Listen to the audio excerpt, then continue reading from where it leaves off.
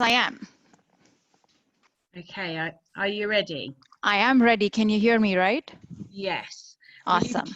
will you be sharing your own screen? Yes, if that's Okay. okay with you. Of course, yeah. All right. So,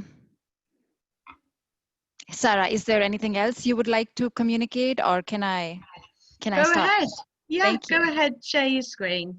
Thank Thank you. you. So, I want to make sure you're able to look at my screen. Yeah, we can see it. Thank you. Awesome. Awesome. So, I'll start with a funny little story. And before I get into that, hello everyone. Thank you so much for signing up. I appreciate your time and I'll make sure it is worth it. I hope you're all doing okay in this COVID-19 situation. I mean, I have kind of gotten used to this, but I still miss my days where we used to travel and talk to people and were closer than a 6 feet distance. So hopefully this will go away soon. So as I said, let me start with a quick story. So this morning I got up early. I was super excited for the presentation. I thought maybe I won't do it from my home. I'll do it from my office because with home, you don't know how the connectivity is going to be. So I reach my office, I check everything, and I forgot to check that there is no internet. So there was a little bit of issue this morning, and that's why I called up Sarah and I told her I will be late. So I just wanted to quickly share it with you. But all's well that ends well. So let's get started. So today we are going to talk about how to fight fraud and friction with risk appropriate workflows. A little bit about me, and looks like I mistyped my own name. So my name is Parul Sharma. It's not Paul Sharma. It is Paul with R in the middle, which looks like I missed. I work with LexisNexis Risk Solutions. I manage professional services for fraud and identity. I have been in this industry for about more than 5 years. All right, so today's agenda. We are going to talk about maybe 4 different things. So the first one would be, what do customers value the most? And when I say customer, I'm talking about you, I'm talking about myself, I'm talking about the end consumers. Then we'll get into the details of fraud. Is it expensive? Does it come with a cost? Is it going up? Is it going down? What was the impact of lockdown on fraud and overall digital transactions? And in this presentation, we will be very specific to digital transactions. Then we'll move on to best practices on balancing fraud with customers' experience. Towards the end, we will talk about a case study, a real life example of a streaming company. And then we'll have question and answers towards the end. But if you have questions in the middle, you can type it out and I'll be happy to take it up once I'm done with the 4 sections, which is customers expectation from companies, organizations, a little bit about fraud, best practices, and case study. All right, what do customers value most? And as I said, when I say customers, it means us. What do we value the most? So let me tell you about myself. I value personalization, speed, convenience, and I want to say security, but security at any day is a given. It's not optional. When I transact digitally with any website, I assume that my transactions are secure, my data is secure. So we will not talk about security or compliance in this presentation. We'll focus on the other expectations, which are more around speed, convenience, and personalization. The good or the bad news is we as a consumer, we know what a great experience looks like. And fortunately or unfortunately, we don't discriminate. What that means is we don't care which industry are we dealing with. We don't care what kind of transaction we are doing on the internet. We expect the same kind of great experience with any company that we digitally interact with. So on the screen, you can see a quote where our customers no longer compare us to our direct competition.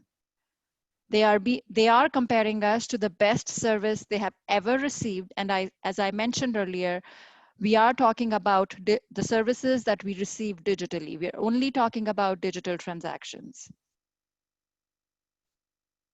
So I wanted to share some more data on customers' expectations. So there was a survey which was done by Acqua, and as per that survey, only 10% of the customers, they believe that most brands meet their expectations for what they consider a good experience.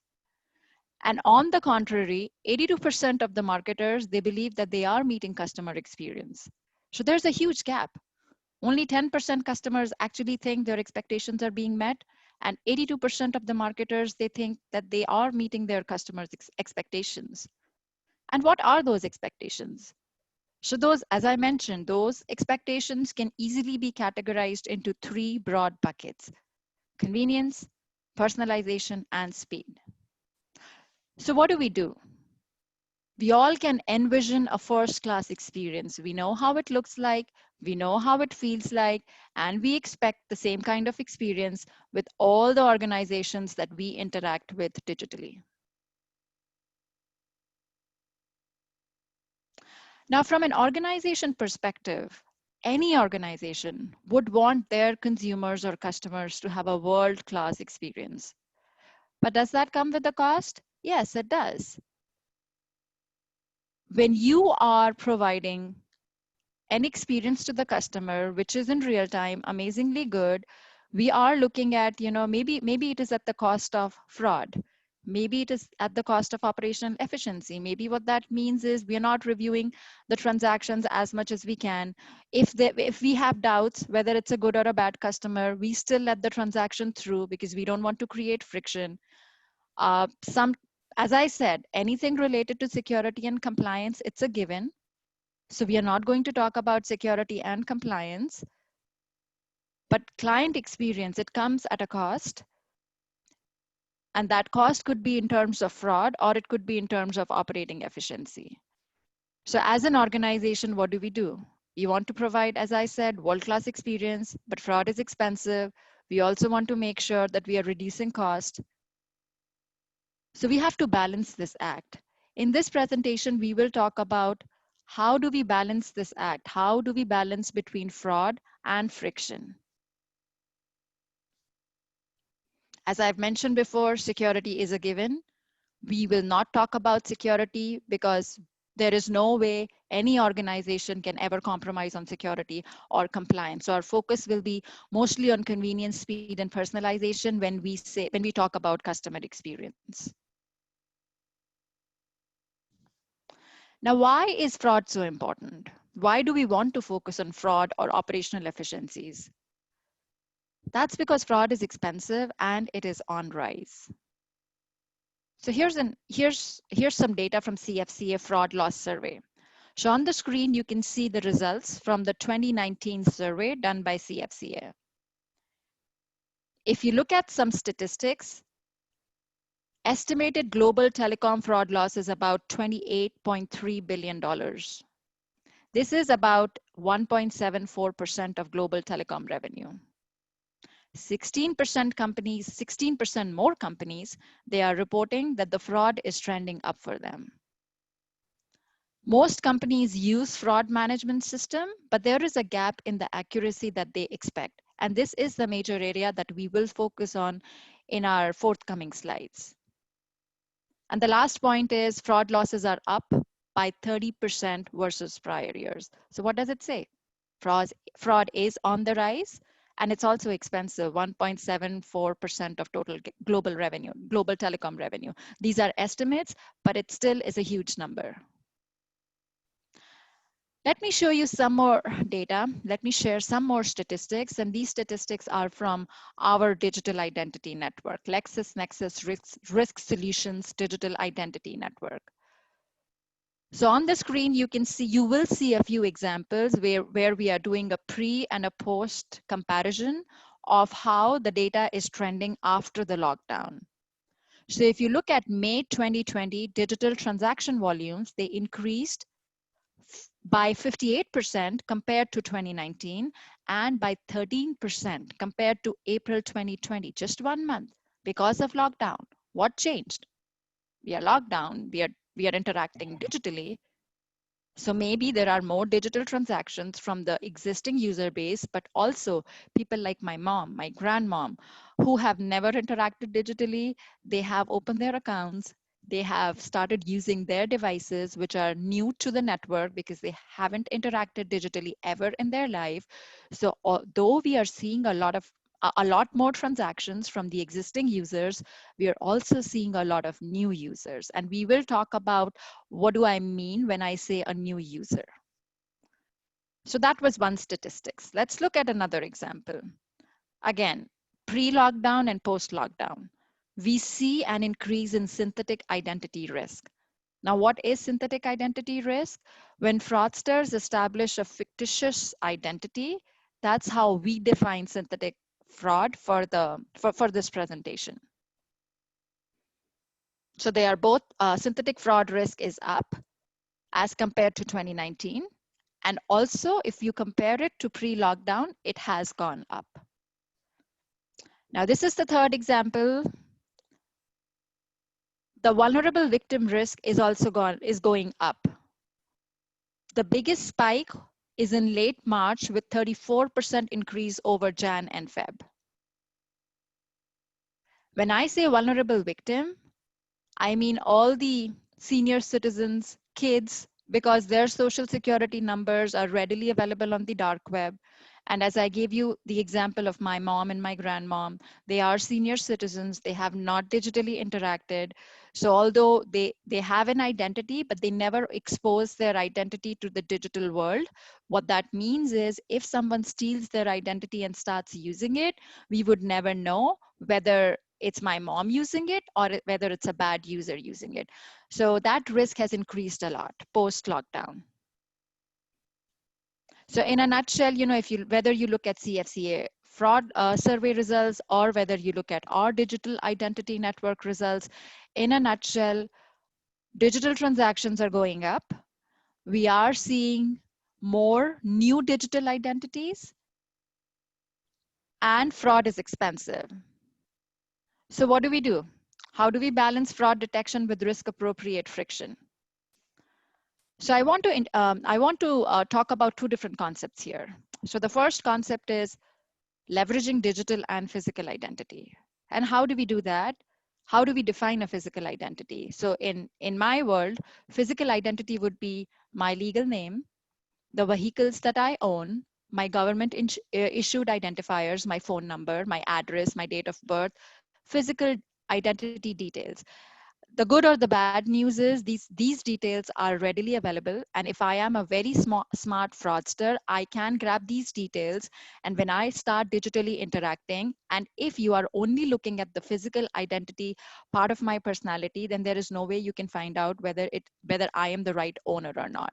So to find out whether I am the right owner or not, to understand more about the ownership, we need to expand or broaden our horizons. We need to leverage physical identity with digital identity.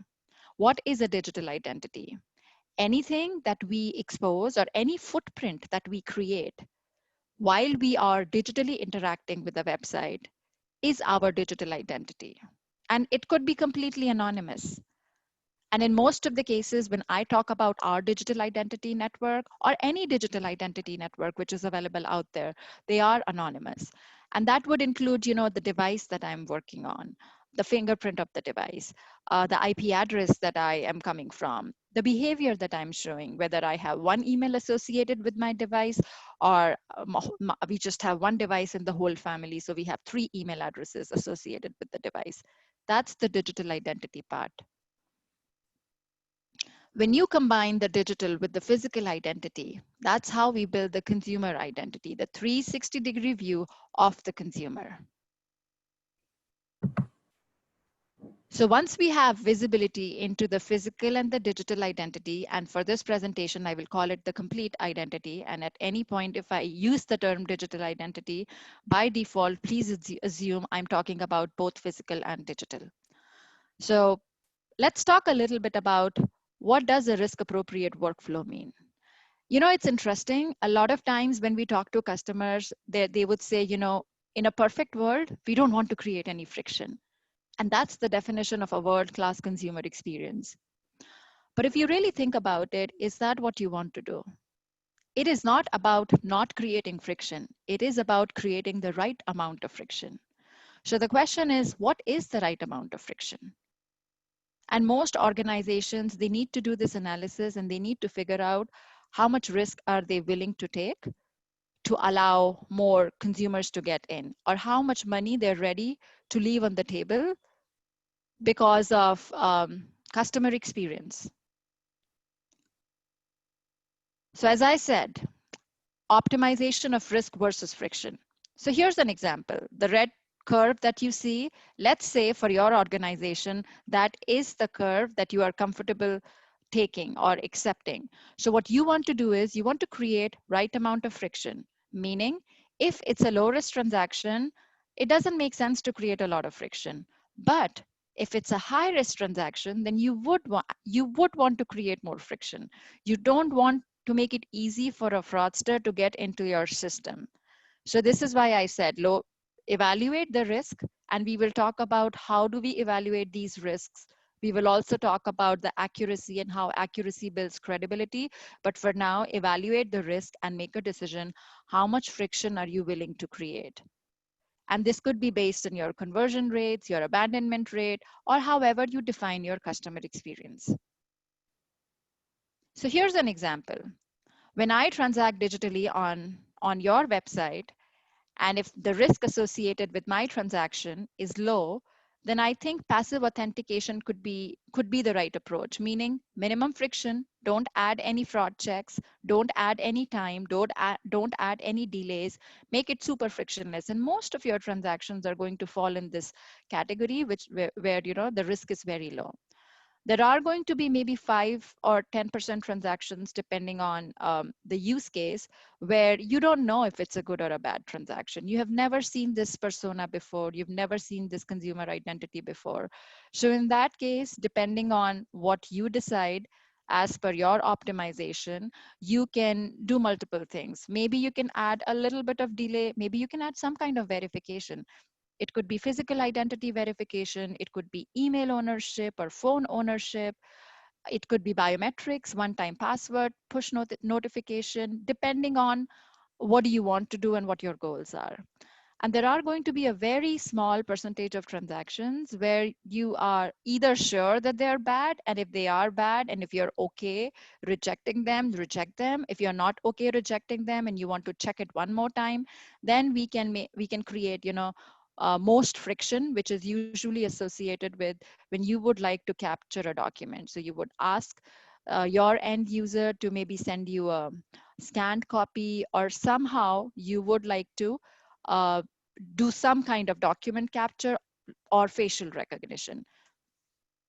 So now that we have established that it is very important to add the right amount of friction, let's talk about how do we assess the risk.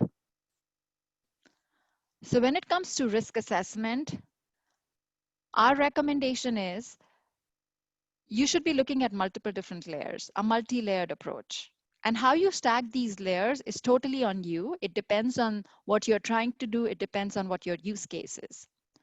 So usually our suggestion, or in our experience, the first layer of defense should be a layer which is first adding minimum delay, second has maximum coverage. What does that mean? It means when I digitally transact with the website, you would want a layer which will give you a better recognition rate, which will recognize my identity, and which will give you the results in a sub-second so that you're not adding any delays. As I mentioned in my previous slide, most of the transactions are good transactions. So most of the transactions will either pass or fail based on the first layer of defense. Now, for the transactions that do not pass, you will have to decide how much is the risk. Would you want them to go through the second, third, or fourth layer of defense, or maybe stop at third layer. So we can figure it out based on our experience as we start adopting these different layers. But the second layer of defense could be physical identity assessment, and the third could be authentication, and the last one could be investigation and review. That should be the last one, because when you are reviewing transaction, it adds more operational cost. And if your goal is to also reduce operational cost along with fraud reduction and a better customer experience, then this should be the fourth layer. Now I'll give you a few seconds to look at the screen that I'm sharing, because on the screen, you will see some examples of how these different layers of defense look like under digital, physical, authentication, and investigation layer. So I'll give you a few seconds. I think these slides will be available to you, but if you have any questions towards the end, I can get into the details of any specific element that could be of interest to you. Okay, moving on. So I wanted to share a case study with you. This is a real life case study, and this is where we leveraged the two concepts that I introduced. The first one was leveraging physical and digital identities and creating a 360-degree view of your identity lifecycle. And the second one was leveraging multiple layers. We will talk about how to stack these layers and what were the results of stacking these layers for this specific customer. It's an anonymized case study, so I won't be giving out any names, just FYI. All right, so this customer reached out to us, and they were having issues on the new account opening page. So this is the page where the user signs up. If I am signing up as a new user, it means that you probably do not have any history about this user because it's a first-time user for you. So this customer, they wanted to evaluate new registrants at the sign-up page, but they wanted to be as passive and frictionless as possible. And they wanted to capture more fraud upstream, meaning if there are outright bad users who are trying to sign up, then we would want to close the front door for them. We don't want to let them in. So that was their goal. So what we did was few things. We did a proof of concept for them. We implemented multiple different layers on the sign up use case. The customer provided us a list of fraudulent transactions, meaning they gave us the list of customers who were disconnected for non-payment or for suspicious behavior. This is very important because, when you are stacking these layers, you would like to at some point evaluate how did these different layers help you? What kind of uplift did they provide, or did they even provide any uplift? And for us to understand that, we have to close the loop, meaning we have to know that if there were 100 transactions, and out of those 100 transactions, when we were determining risk, and let's say we said 10 of them were high risk and 90 of them were low risk, and eventually towards the end, out of those 10 high risk transactions, let's say 4 were extremely good customers. We would want to know, because next time when we do a similar risk assessment, we don't want to create false positives, and we don't want to create friction for those 3 or 4 users who were kind of an outlier. And this is why, as a part of our fraud management system, they were put in a wrong bucket. So it's about regular optimization, and that cannot be done if you as a customer do not close the loop with whatever tool that you're using. These decisions have to be data-based and they have to be proven. So as I said, this customer reached out to us with a challenge. The challenge was that they wanted to evaluate new registrants at the sign-up page. They wanted to capture more fraud in a passive and a frictionless way. So we started the POV with them, but then the customer did provide us the data, meaning they did tell us how many of those customers were bad customers. And this is important, as I said, because we want to look at the uplift. So I'll talk about the results first, and then I'll talk about how we achieved it. So these were the results towards the end of the POV. 93% of bad users were correctly identified. That's a lot. So if you think about it in fraud language, 93% fraud capture rate. How good is that? I would consider it pretty good. Yes, it did take us multiple iterations. Yes, the customer had to close the loop with us because it is very important for us to understand how accurate we were. Unless we are accurate, accuracy basically helps us build. When I say us, it is us as a vendor and you as an organization. It helps you build credibility with your consumers and with our customers. So 93% fraud capture rate is pretty good as per the industry standards. At over 92% pass rate, the customer experience impact to good customers what an industry was at an industry best low.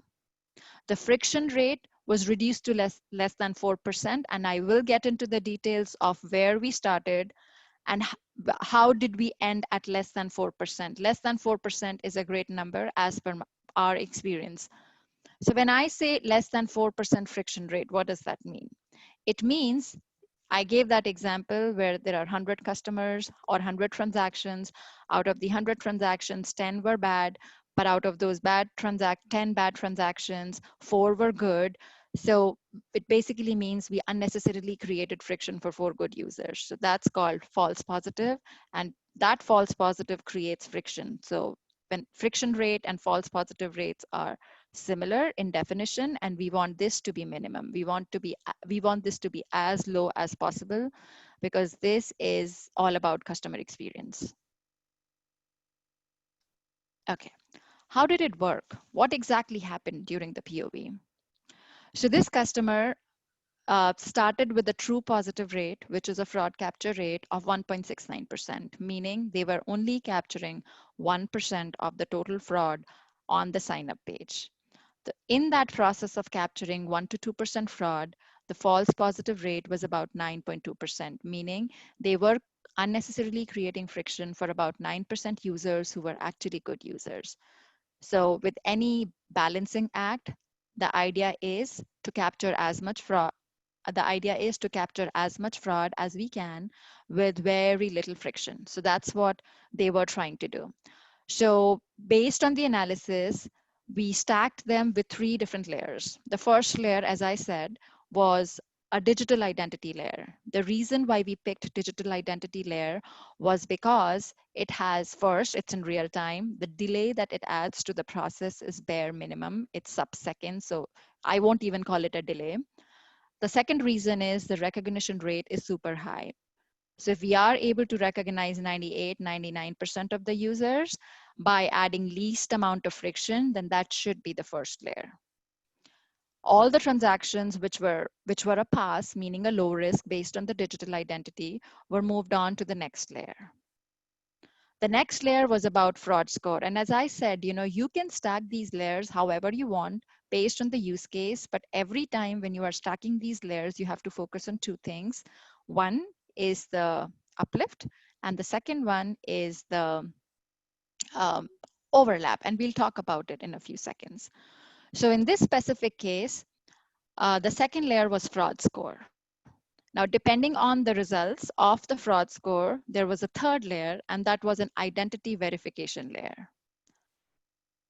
So as I said, identity verification basically means you could be asking for a physical document or some kind of verification of the identity, and this layer creates the most friction, and we would like to avoid this layer. So we want to minimize it for a very, very subset of transactions. And towards the end, anything that fails all the 3 layers goes to manual review. So this way we are ensuring that the manual review is done on minimum transactions, and we are hence focusing on operational efficiencies. So when we started, as I said, the fraud capture rate was about 2% and the false positive rate was about 9%. When we ended, it took us about 5 months. The true positive, meaning the fraud capture rate went up to 93%. These are the numbers that I showed you in the previous slide. And the false positive rate was less than 4%. So these numbers are awesome because you're capturing maximum fraud by creating minimum friction. You're taking care of both fraud and friction in the most optimal way you can. So as I mentioned in my previous slide, when you pick layers, you have to focus on two things. How much is the overlap and how much is the uplift? Meaning you don't want to be using two layers where the overlap is 90%. Then what's the use? Every additional layer creates some kind of delay, creates some kind of friction. And if both the layers are finding same kind of fraudulent actors, then there is no point or it is not worth adding that additional friction. So you should be focusing on maximum uplift, meaning if the first product is uniquely capturing, in this case, 95%, and the second one is uniquely capturing 92% with only an overlap of 3%, that's what we want to do. We want every delay to be worth it. We want every delay to make the customer experience better. So here's another example. As I said, we used 3 layers. So we wanted to make sure that the overlap between the first two and the overlap between the second two is minimum and the uplift is maximum. So this is why we were focused on these two parameters. And this is why sometimes it takes more iterations. It definitely takes about 3 to 6 months. And it definitely requires the system to have the truth data, or the system would like to know which transactions were actually good and which transactions turned out to be bad. Unless that data is fed into the system, the results are not going to be that good, because in the background, any vendor or any tool is going to look, they have multiple different ways of figuring out the fraud capture rate and the false positive rate, but usually there is a machine doing a lot of analysis. And if we are not sending the right data into the machine, then the output is not going to be good.